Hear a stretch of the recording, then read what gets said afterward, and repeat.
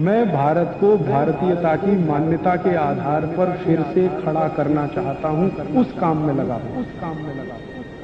तो ये सूत्र, आखिरी सूत्र से फिर मैं उल्टा चलता हूं, पीछे तक आता हूं। आखिरी सूत्र ये है कि अपने रसोई घर में से दो चीजों को निकाल के बाहर करिए, एक तो शुगर, चीनी, शक्कर, और दूसरा ये डबल रिफाइंड तेल, ट्रिपल रिफाइंड तेल, डालडा, वनस्पति घी, वेजिटेबल ऑयल, ये दोनों बाहर करिए। अंदर क्या लाना है? स्वयं पाक घर में लाना है गुड़ या तो काकवी, और तेल के रूप में तो जो भी शुद्ध तेल आपके आसपास निकलता है उसको, ये दोनों घर में लाना है, और ये दो बाहर से भोजन में इसका कल से ही अगर करेंगे तो बहुत अच्छा लाभ मिलेगा आपको। आप में से किसी को भी अगर डायबिटीज है, किसी को भी गुर्दे दुख रहे हैं, किसी को भी कमर दुख रही है, ये कल से ही शुरू कर दीजिए। शक्कर बंद, गुड़ चालू, शक्कर बंद, काकवी शुरू, और ये रिफाइंड तेल बंद, शुद्ध तेल शुरू। मैं 15 दिन की आपको गारंटी दे रहा हूँ, 15 से ज्यादा दिन नहीं लगेंगे। 15 दिन के बाद आप अपनी शुगर टेस्ट कराना, पहले से ज्यादा बेहतर स्थिति होगी, और 2 महीने बाद कराएंगे तो शुगर हो सकता है नॉर्मल ही हो जाए, बिना इंसुलिन के, बिना औषधि के।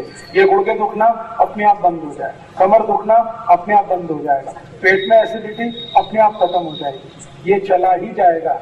शरीर आपका पहले से बहुत अच्छा हो जाएगा। चाय में भी गुड़ की चाय बनती है कि नहीं? और वो शक्कर से अच्छी होती है, टेस्ट में भी अच्छी है। गुड़ की चाय पीजिए, काकवी की चाय पीजिए, दूध में डालना है तो गुड़ मिलाइए, दूध में मिलानी है तो काकवी मिलाइए, अगर ताक में मिलाना है तो गुड़ मिलाइए, और मिलाना है तो काकवी मिलाइए। शुगर बिल्कुल बंद। बासुंदी भी खानी है तो गुड़ की खाइए, हाँ, बासुंदी गुड़ की खाइए। खीर बनानी है तो गुड़ की बनाइए, खीर बनानी है तो काकवी की बनाइए, लड्डू बनाना है तो गुड़ का बनाइए, काकवी का बनाइए। जो मिठाई आपको बनानी है खूब बनाइए, गुड़ की बनाइए। गुड़ आप कितना भी खाएंगे तकलीफ नहीं आएगी। मैं तो सबको बोलता हूं जिनको डायबिटीज है वो भी गुड़ खाए तो तकलीफ नहीं आएगी, क्योंकि गुड़ में जो शुगर है ना वो मोनोसैकेराइड्स फॉर्म में है, और शक्कर जो है वो पॉलीसैकेराइड, दोनों में जमीन आसमान का। इसलिए गुड़ खाइए, काकवी खाइए, कोई तकलीफ नहीं। बासुंदी भी खाए गुड़ की, दूध में डालना तो गुड़, दूध में मिलाना तो काकवी। अगर आपको शरबत पीना मान लीजिए तो गुड़ का पीजिए ना, गुड़ का शरबत, क्या बुराई है?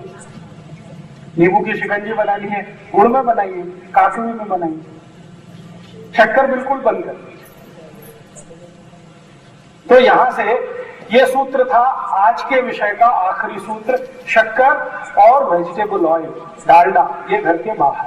उसके पहले के सूत्र एक बार फिर से रिपीट करता हूं ताकि याद हो जाए। भोजन करना है, दो विरुद्ध वस्तुएं कभी भी एक साथ नहीं। विरुद्ध वस्तुओं की कल नहीं तो परसों में पूरी लिस्ट बताऊंगा, आप चाहे तो कागज पेन से नोट कर सकते हैं। उसके आगे भोजन करना है तो बैठ के ही करना है, कभी भी खड़े होके नहीं। भोजन करना है तो धीरे धीरे करना है, सावकाश करना है। भोजन दोपहर का किया तो 20 मिनट विश्रांति जरूर करनी है। भोजन रात का किया तो 2 घंटे तक विश्रांति नहीं करनी। विश्रांति जब भी करेंगे सिर आपका पूर्व की दिशा में रखना है, पांव हमेशा पश्चिम में रहे तो अच्छा है। कोई बहुत मजबूरी आए तो दक्षिण में सिर कर सकते हैं। और अगर आप कुछ भी ऐसी स्थिति में नहीं है दोपहर का भोजन के बाद विश्रांति कर सके तो 3 मिनट से लेकर 20 मिनट तक वज्रासन में जरूर बैठना है। तो कल के 4 सूत्र, आज के 10 सूत्र, 14 हो गए। ये 14 सूत्रों का पालन आप में से जो भी करे, मेरी गारंटी है जिंदगी भर सुखी, निरोगी, निरामय रहे। मैं खुद इन 14 सूत्रों का पालन करता हूं, और पिछले 18 साल से मैं किसी डॉक्टर के पास नहीं गया, अगले 18 साल भी जाने वाला नहीं, क्योंकि मुझे मालूम है तकलीफ होने वाली नहीं। तो आप भी अगर अपने जीवन में ये धारण करेंगे तो बहुत अच्छा होगा। आज के लिए इतना, कल फिर आपसे 8:30 बजे बात करूंगा, और कल थोड़ा महत्व का विषय है, चिकित्सा का विषय कल से मैं आपसे शुरू करूंगा। एक जानकारी, हाँ, सोयाबीन बिल्कुल नहीं, गलती से भी नहीं। अच्छा, मैं आपसे एक प्रश्न पूछ लूं, भगवान को पूजा करते हैं तो उसमें बहुत सारी दाल रखते हैं, पूजा में रखते हैं, तुअर की दाल रखते हैं, मूंग की दाल रखते हैं, मसूर की दाल रखते हैं, सोयाबीन की रखते हैं। भगवान को पूजा करते समय कभी सोयाबीन की दाल रखी देखिए? क्यों? सोयाबीन भी दाल है। चने की दाल रखते हैं, मूंग की दाल रखते हैं, उड़द की दाल रखते हैं, तुअर की दाल रखते हैं, मोठ की दाल रखते हैं। सोयाबीन की दाल कभी देखिए भगवान के सामने रखी हुई पूजा करने की? नहीं। जो भगवान को अर्पण नहीं कर सकते वो आप कैसे खा सकते?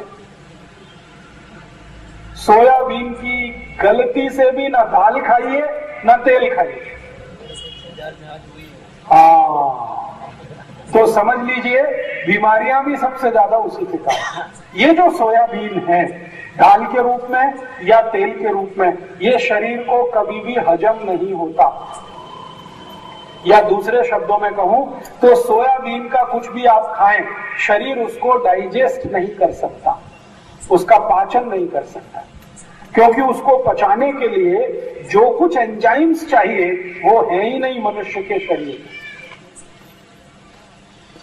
तो आप बोलेंगे फिर ये किसके लिए है? सोयाबीन को पचाने की ताकत सिर्फ डूकर में है और किसी में। डूकर के पोट में एक एंजाइम बनता है, वो सोयाबीन को पचा सकता है, बाकी किसी के भी शरीर में वो एंजाइम नहीं है जो सोयाबीन को पचा सके। आप कहेंगे सोयाबीन में तो प्रोटीन है। हाँ प्रोटीन है, लेकिन प्रोटीन को डाइजेस्ट करना पड़ेगा, उसके लिए जो एंजाइम चाहिए वो पोट में है ही नहीं। इसलिए मनुष्यों को सोयाबीन का तेल, सोयाबीन की दाल, सोयाबीन का कुछ भी, सोयाबीन का अगर वो आता है ना दूध आजकल आने लगा, ये सब निषिद्ध है आपके लिए। आप कभी मत खाना है, कितना भी सस्ता मिले कभी मत खाना, और कितना भी महंगा मिले तेल खाना, मूंगफली का हो, तिल का हो, सूरजमुखी का हो। नहीं तो मैंने आपको कहा एक तेल आता है सरसों का, सरसों का तेल इधर चलता, राई का तेल जिसको कहते, नहीं चलता तो छोड़ दो, जो आपके यहाँ चलता वो ही लो, लेकिन शुद्ध तेल खाना। ये वेजिटेबल ऑयल भी है ना, ये भी तो तेल ही है ना, ये नहीं खाना था। डालडा, या डालडा जैसे नाम से आता है, गगन, तरंग, नंबर 1, हनुमान जी, ये और वो, ये सब खतरे ही खतरे हैं, जहर ही जहर। एक जानकारी छोटी सी कि जितने सूत्र मैं बता रहा हूं उन पर आधारित पुस्तकें हैं। स्वदेशी चिकित्सा, सौंदर्य चिकित्सा, अष्टांग हृदय के आधार पर चिकित्सा, वो पुस्तकों के रूप में आप ले सकते हैं। 6-7 पुस्तकें।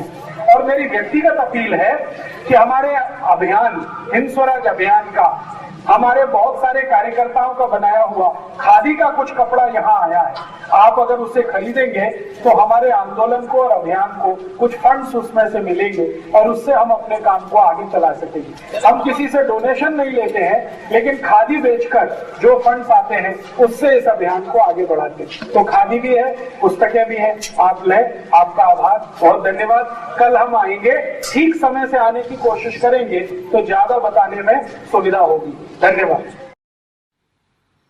दोस्तों सबसे पहले तो चैनल सब्सक्राइब करें, फिर लाइक, कमेंट और शेयर करें, और हाँ, हमारा एंड्रॉयड ऐप डाउनलोड करना ना भूलें।